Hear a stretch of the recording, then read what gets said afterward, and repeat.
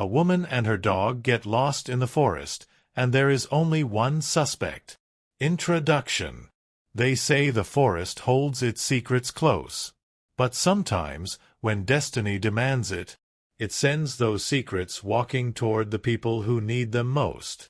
One of those secrets had a name. S.U. Salvador, a humble, quiet man living alone near the dense woods, known only by a few villagers, but known deeply by the forest itself. This is the story of the night he saved a woman and her loyal dog from a danger hidden beneath the whispering trees. Open book full story. Chapter 1. The Call of the Woods. S.U. Salvador was preparing his evening tea when it happened. That familiar, electric sensation surged through his chest, a warm pulse that felt like sunlight trapped beneath his ribs. His breathing paused. His vision shifted. And then, clarity. A woman. Running. Lost. Scared. A dog barking frantically beside her. Branches slicing her arms. Fog curling between thick roots like hungry ghosts. Danger. It didn't come to him in words, but in feeling. A wave of urgency, like the forest itself, whispered, "Go. She needs you." S.U. Salvador grabbed his lantern, his walking staff, and stepped outside into the cool breath of the night. The trees stood tall and silent, yet welcoming, for they knew him, and he knew them. He walked into the forest without fear, because he was not searching blindly. He already knew exactly where to go. Chapter 2. Emily and her dog, Baxter. Earlier that afternoon, Emily Carter, a photographer visiting the region, decided to explore the trails with her golden retriever, Baxter. She had come for a peaceful escape, hoping to capture the untouched beauty of the woods. But nature does not bend to good intentions. As daylight began to fade, Emily realized she had miscalculated her path. The forest that looked magical at noon felt like a maze by dusk. Baxter growled occasionally, ears low, tail stiff, sensing something she couldn't see. Emily tried to stay calm. "It's okay, boy. We'll find our way back." But the truth was settling in her chest like a stone. They were lost, and something in those woods was watching them. Chapter 3. The Fog That Shouldn't Exist. The fog came suddenly. Not the harmless, soft kind that settles in valleys at dawn, but a heavy sheet that rolled between the trees like a living thing. Emily's heart pounded.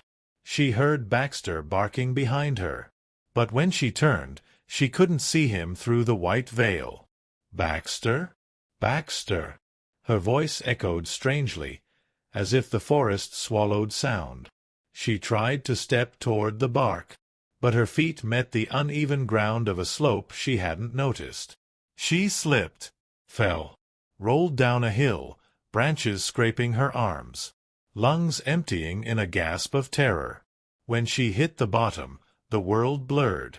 The forest seemed to tilt, and for the first time she thought, "I might not get out of here."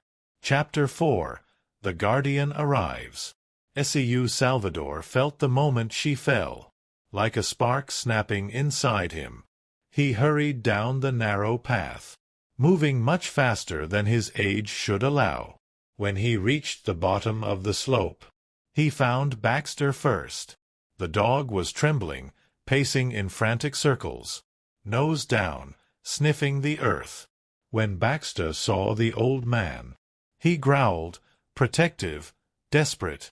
But S.U. Salvador simply knelt down and placed a gentle hand over the dog's head. His voice was soft, steady. "Easy, friend. I'm here to help her." And Baxter understood. He nudged Salvador's hand, pulled at his sleeve, and guided him through the fog. There she was. Emily lay unconscious, her breaths shallow, her leg twisted at an unnatural angle. S.U. Salvador touched the earth beside her. whispering something in a language long forgotten. A faint glow, warm, golden, spread from his palm into the soil, and up into Emily's body like threads of light. The forest fell silent, as if holding its breath. Chapter 5. A healing not of this world. Emily gasped as her eyes shot open. The first thing she saw was a dim lantern swinging above her, and an old man with kind eyes watching her calmly. "Don't move yet," he said softly. "You took a bad fall." Baxter barked joyfully, and pushed his head into her hand. Emily blinked, confused. Her leg didn't hurt any more. Her cuts were closing. Her breathing no longer burned. Who are you?" she whispered. He only gave a small smile. "Just someone the forest calls when it must." She tried to stand, and though her legs trembled, they held her weight as if nothing had happened. "What did you do to me?" she asked. Salvador shook his head gently. "Not what I did, but what the forest allowed me to do." She didn't understand. Not yet. But she would. Chapter 6. Shadows in the Woods. No rescue comes without reason. As Salvador guided Emily and Baxter through the forest, the fog thickened again. Branches creaked ominously. Leaves rustled where no wind blew. Emily clutched Baxter's collar. "What is that?" she whispered. Salvador's voice lowered. "Something old. Something that preys on fear." It brought the fog. They walked faster, but the shadows followed. A low, deep rumble vibrated through the trees. Not an animal, not a storm, but something ancient. Emily felt chills crawl up her spine. "Why is it after us?" "It wants the lost," he replied. "Those without direction are easy to claim." "How do we stop it?" "We don't," Salvador said. "We outrun its hunger, and we trust the forest to help." The ground trembled. Baxter growled, teeth bared. The shadows drew closer. Salvador lifted his lantern, and the light flared brighter than flame should allow. Golden, almost divine. The shadows recoiled, hissing. The forest itself seemed to open a path for them. Chapter 7. A light in the dark. They reached a fallen tree blocking the path. The shadows closed in. Emily froze, panic rising. "We're trapped." "No," Salvador whispered. "We are guided." He placed his hand on the fallen trunk. The lantern dimmed. The trees around them rustled. Then the trunk began to shift, slowly, lifting itself, just enough to create a small opening. Emily stared, trembling. That's impossible." Salvador shook his head. "Not impossible. Just forgotten." He motioned for her to crawl through. Baxter went first, his tail tucked but determined. Emily followed, and when Salvador passed last, the trunk fell back into place behind them, as if it had never moved. The shadows, trapped on the other side, faded into nothingness. Chapter 8. The Walk Back to Safety. The danger had passed, but the forest remained eerily quiet. Emily walked close to Salvador, her voice still shaky. "How do you know all this? How did you heal me? How did you move a tree?" Salvador smiled faintly, as if remembering a life long gone. "This forest has watched me since I was a boy. I learned to listen to it, and in return, it shows me what must be done." "So you're some kind of guardian?" "I am only a man," he said softly.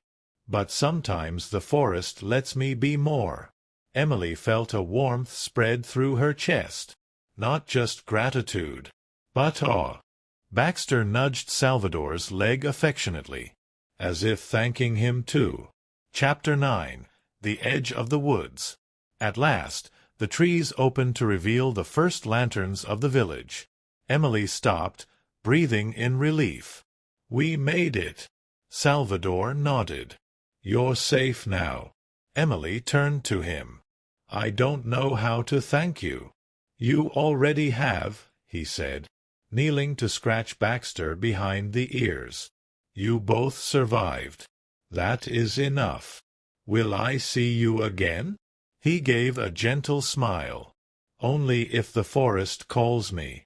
Before she could ask more, he stepped backward into the trees, and with the quiet grace of a shadow, S.U. Salvador disappeared. Chapter 10. The Story That Became a Legend. Emily told the villagers everything. Her fall, the fog, the shadows that hunted her, and the mysterious old man with the glowing lantern. Most villagers nodded knowingly. "Ah, S.U. Salvador," they said. "The forest's guardian. The man the woods trust. The rescuer of the lost." Emily looked toward the dark line of trees, Baxter sitting calmly beside her. She wasn't sure what she believed before, but now she knew the truth. Heroes don't always wear capes. Sometimes they wear humility, carry a lantern, and walk barefoot through ancient trees, with the forest's power humming softly beneath their skin.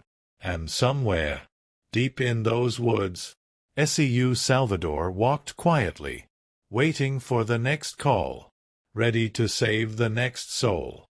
The forest whispered to him about, because that was his purpose, his gift, his destiny. He was the guardian, and the forest trusted only him.